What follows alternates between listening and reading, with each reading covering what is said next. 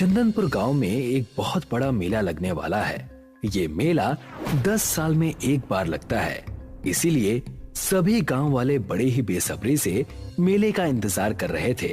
और आखिरकार वो दिन आ ही गया जब गांव के सबसे बड़े मैदान में दुकान सजने लगे। लो, अब हम सबका इंतजार खत्म हो गया है। मेले में दुकानें सजनी शुरू हो गई हैं। मैं तो इस साल मेले से बहुत सारे कपड़े खरीदूंगी। मैं तो सोच रहा हूँ कि इस साल मेले में मैं भी अपनी एक दुकान लगाऊं और पैसे कमाऊं। हाँ हाँ लगा ले, वैसे भी तुझे तो चीजें बेचने में महारत हासिल है। पर एक बात बता, तू किस चीज की दुकान लगाने की सोच रहा है? क्या करूं यार, पैसे तो ज्यादा है नहीं। सोच रहा हूँ कि कुछ पैसे उधार मिल जाएं, तो सामान खरीद कर एक छोटी सी दुकान डाल दूं। अरे बुद्धू, सामान क्या बेचेगा ये पूछ रही हूँ। यार मैं सोच रहा हूँ कि बच्चों के खिलौनों की दुकान लगा दूं। हाँ ये भी ठीक है। वैसे भी यहाँ से शहर बहुत दूर है। यहाँ के बच्चों के पास खिलौने के नाम पर मिट्टी के घोड़े के अलावा कुछ भी नहीं है। विनोद अपनी चाची से कुछ पैसे उधार लेता है और शहर से खिलौने लेकर मेले में अपनी एक दुकान लगा देता है। मेले का दृश्य बहुत सुंदर है। बहुत सारी मिठाइयों की दुकानें, खिलौनों की दुकानें, कपड़ों की दुकानें, सर्कस वाले भी मेले में अपनी दुकानें लगाए हुए हैं। आ जाओ बच्चों, खिलौने ले लो।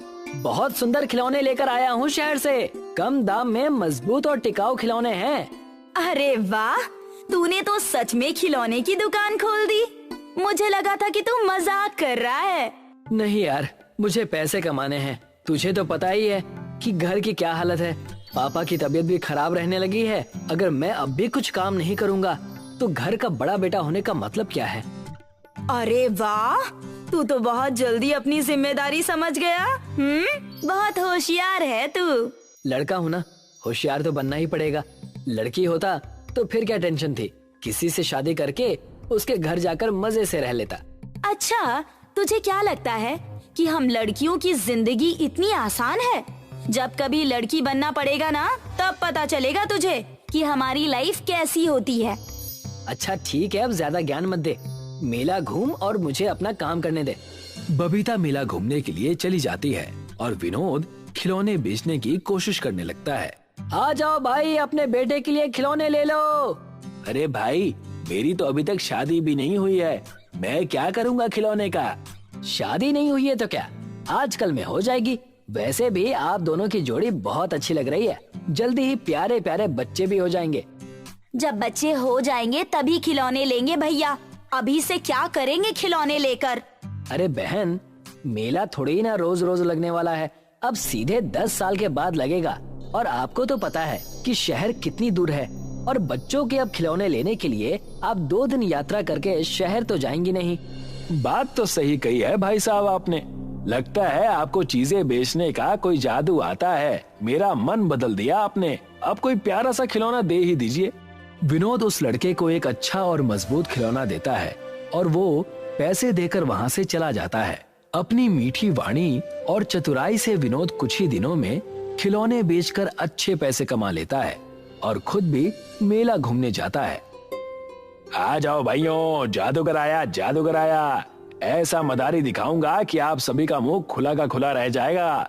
अच्छा, ऐसा क्या कर सकते हो तुम जो हमने आज तक देखा ही ना हो? मैं किसी भी चीज को गायब करके उसको फिर से वापस ला सकता हूँ। अच्छा ये तो बात है। क्या तुम मेरे गले की ये सोने की चेन गायब करके दिखा सकते हो? बस इतनी सी बात। मैं तो बहुत बड़ा जादूगर हूँ। ये तो मेरे बाएं हाथ का खेल है। जादूगर अपने जादू से बबीता के गले की चेन गायब कर देता है। ये देखकर बबीता, विनोद और वहाँ खड़े सभी लोग चौंक जाते हैं। बबीता की दी हुई चुनौती की जादूगर एक पल में धज्जियां उड़ा देता है। ये देखकर बबीता को थोड़ा बुरा लगता है। गायब तो कर दिया, अब वापस लाके दिखाओ। जादूगर अपने जादू से बबीता की चेन वापस ला देता है, पर जैसे ही चेन वापस आती है, बबीता किसी को देखने से पहले अपने गले से चेन निकाल देती है और जादूगर पर चोरी का इल्जाम लगाती है। अरे मेरी चेन कहाँ गई? तुम तो उसको वापस लाने वाले थे ना। मुझे तो तुम पर पहले से ही शक था कि तुम कोई चोर हो और जादूगर बनने का नाटक कर रहे हो। ऐसा नहीं हो सकता। मेरा जादू कभी फेल नहीं हो सकता। मैंने तो जादू से चेन वापस ला दी थी, तुमने ही चेन को छुपाया होगा। ये क्या बकवास है? मेरी चेन है, मैं क्यों चुराऊंगी? देख रहे हो विनोद इसकी हरकतें? ये पक्का कोई चोर ही है। क्या सचमुच तुम्हारे पास तुम्हारी चेन नहीं है? अरे मैं तुमसे क्यों झूठ बोलूंगी भला? और इस चोर की वजह से तुम मुझ पर शक कर रहे हो? मैं चाहूँ तो पूरे मेले को सोने का मेला बना सकता हूँ, मुझे तुम्हारी उस चेन की क्या जरूरत है? बड़ी बड़ी बातें तो सब कर लेते हैं पर काम नहीं कर पाते। चुपचाप मेरी सोने की चेन वापस करो, नहीं तो मैं पुलिस में तुम्हारी कंप्लेंट कर दूंगी। तुमने एक कलाकार का अपमान किया है, अब देखो मैं क्या क्या कर सकता हूँ। अब जादूगर अपने सारे जादू का इस्तेमाल करके पूरे मेले को सोने का मेला बना देता है। सभी खाने पीने की चीजें, कपड़े, जूते, चप्पल, खिलौने सब कुछ सोने का बन जाते हैं। देखा मेरा कमाल, मैंने कहा था ना कि मैं चोर नहीं हूँ, पर अब देखना यहाँ आए सभी लोग चोर कैसे बन जाते हैं। सोने की चीजों को देखकर लोगों के मन में लालच आ जाता है और लोग मेले में सोने की चीजों की लूटपाट करना शुरू कर देते हैं। मेले में अफरा तफरी मच जाती है, लोग एक दूसरे को धक्का देने लगते हैं। जिसके हाथ जो लग रहा है वो उसको उठाकर यहाँ से वहाँ भागने लगता है। अरे ये क्या हो गया? ये तो किसी बॉम्ब ब्लास्ट से भी भयानक दृश्य है। ये तुमने क्या कर दिया? मैंने तो बस वही किया जो तुमने मुझे करने के लिए कहा। तुमने मुझ पर चोरी का झूठा इल्जाम लगाया, इसीलिए ये सब कुछ हो रहा है। अब भुगतो इसको। बबीता को अपनी गलती का एहसास हो जाता है। वो जादूगर से माफी मांगती है और उसे सब कुछ पहले जैसा ही कर देने के लिए कहती है। मुझे माफ कर दो जादूगर जी, मेरी चेन मेरे ही पास है। आपने मेरी चेन गायब की और लोगों ने तालियां बजाई, इससे मेरा ईगो हर्ट हो गया। इसीलिए मैंने आपको बदनाम करने के लिए आप पर झूठा इल्जाम लगाया। क्या तुम पागल हो गई हो? अपने ईगो के चलते तुमने इतना बड़ा ड्रामा खड़ा कर दिया। अब देख रही हो ना पूरे मेले का तुम्हारी वजह से क्या हाल हो गया है।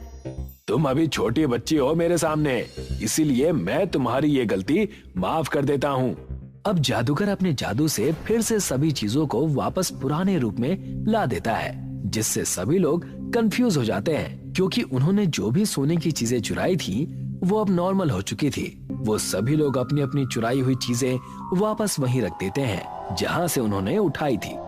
मैं आज के बाद कभी भी किसी पर झूठा इल्जाम नहीं लगाऊंगी और किसी को भी बेमतलब का परेशान नहीं करूंगी। बहुत अच्छा बेटा, ये तुम्हारे और यहाँ पर खड़े सभी लोगों के लिए एक सबक है, इसे हमेशा याद रखना। उसके बाद वहाँ से जादूगर चला जाता है और मेले में आए लोग फिर से शांति से मेला घूमने लगते हैं। विनोद भी अपने खिलौनों की दुकान पर जाकर खिलौना बेचने लगता है।